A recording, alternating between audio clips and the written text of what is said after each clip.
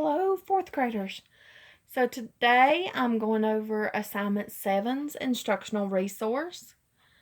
We're halfway to the finish line for these instructional resources and almost to the last day of school, 1 month away. So I wish I was spending it there with you in the classroom. The first question gives me these two fraction circles. First one broken to fourths, and it has 3/4 below it. The second one is broken to thirds, and it says 2/3.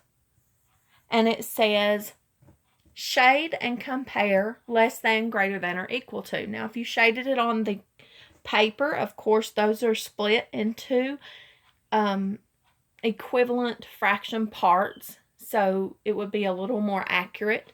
Pretend mine are perfect. You know, you got to have a good imagination with my drawing. But you can shade in 3/4, and you can shade in 2/3 and compare those. But we also worked on how to compare those fractions, and I taught you a way called bottom top drop. Some of you called it butterfly. So we could do that method to make sure that my drawings are showing accurately. 3 times 3 is 9.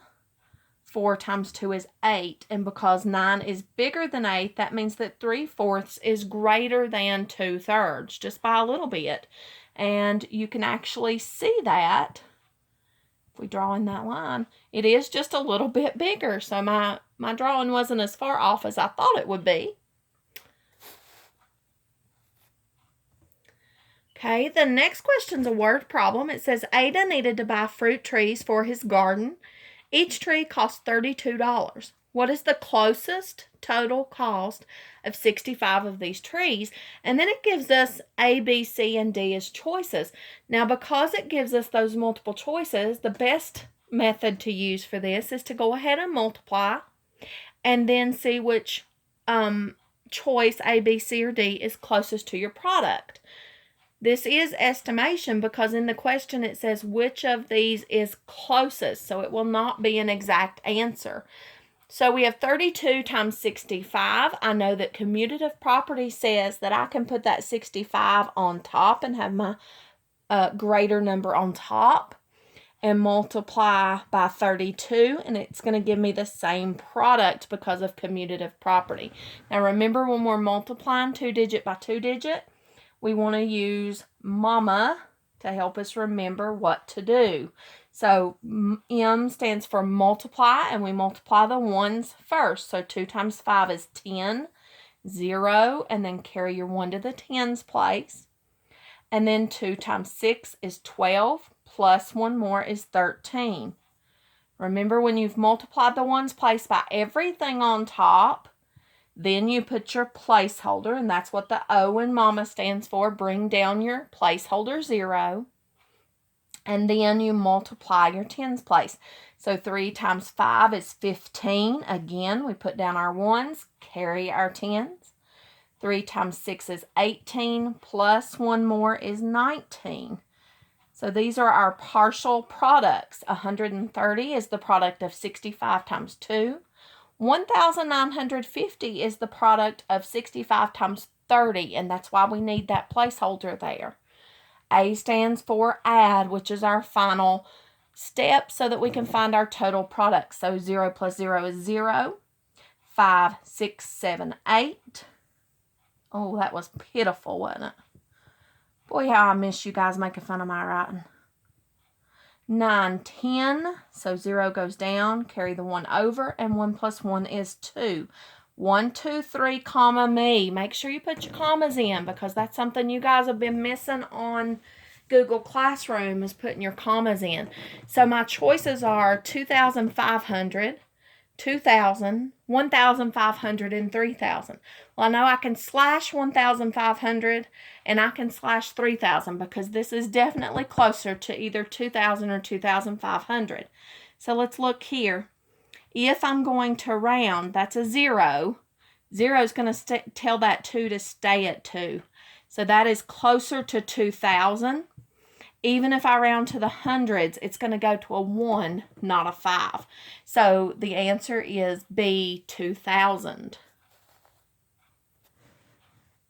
Okay, the third question on that top row says, what is the greatest common factor of 63 and 27? So we're going to find the factors of 63 and 27, starting one number at a time. We always start with 1 times. So 1 times 63. 63 and 1 are both factors of 63. It is not an even number, so 2 is not going to be a factor.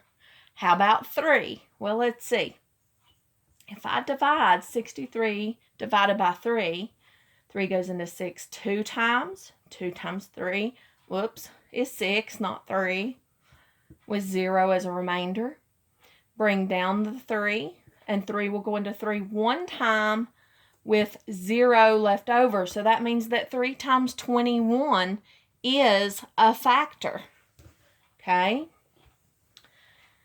4, no. 5, no, because it doesn't end in 0 or 5. 6 times, no. 7 times 9 is 63. And then 8 is not a factor. 9 is already there, so we can move on to 27. 1 times 27. 2 times, no, because it's not even. 3 times 9. 4, no. 5, no, it doesn't end in 0 or 5. 6, no. 7, no. 8, no. And back to 9.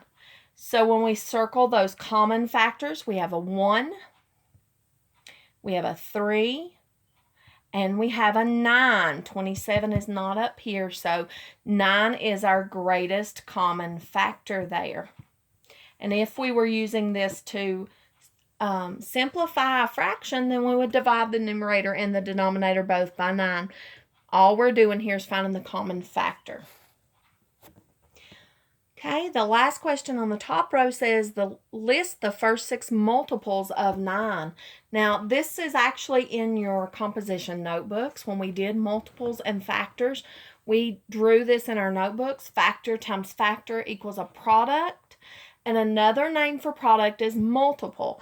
So if we want the first 6 multiples of 9, that means 9 times something equals a multiple. We want 6 of those. So I'm going to do 1, 2, 3, 4, 5, 6. So 9 times 1 is 9. 9 times 2 is 18. 9 times 3 is 27. Remember, you can be using your 9s trick. 9 times 4 is 36, or some of you know them by heart. 9 times 5 is 45, and 9 times 6 is 54. So those are the first 6 multiples of 9.